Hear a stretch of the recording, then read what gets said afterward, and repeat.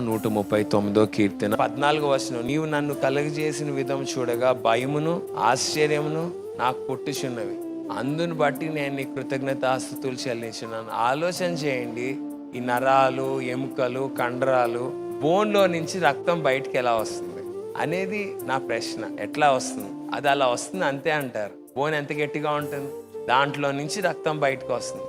ఎలా వస్తుంది? నూతన రక్తం తయారై ఎక్కడవుతుంది? బోన్లో తయారవుతుంది. బోన్లో నుంచి రక్తం బయటకు వస్తుంది.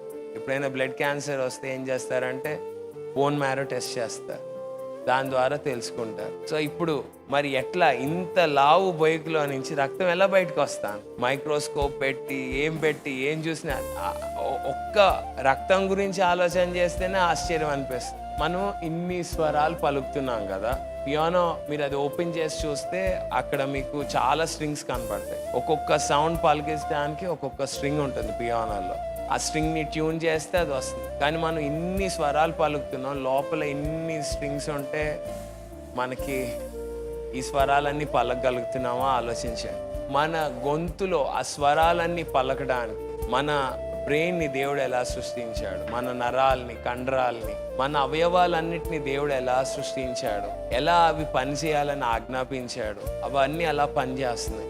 ఒక్కటి సరిగ్గా పని చేయకపోయినా మనం కింద పడిపోతాం, ఒక్కటి పని చేయకపోయినా. అందుకనే నేను నీ కృతజ్ఞతాస్తుతులు చెల్లిస్తున్నా.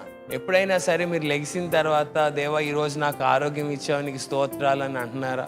లెగవగానే నేనైతే రోజు అంటానికి నేర్చుకుంటున్నాను. రోజు దేవా ఆరోగ్యం ఇచ్చావు, సజీవ లెక్కలో ఉంచావు, నీకు స్తోత్రాలని. ఎప్పుడు ఎలా ఏ అనారోగ్యం మన మీద దాడి చేస్తుందో మనకు తెలియదు. ఇప్పుడు బాగానే ఉన్నాం కాబట్టి విర్రవీగుతాం. కొంచెం జ్వరం రాగానే అంత అమ్మాయి ఏం లేదు నాయన అంటాం. మీరు ఎప్పుడైనా అన్నారు అట్లా? అస్సలు అంత ఆరోగ్యంగా ఉంటే ఏయ్ అంటారు. కొంచెం జ్వరం వచ్చింది అంటారు. ఒక్క క్షణంలో మారిపోతుంది వాయిస్.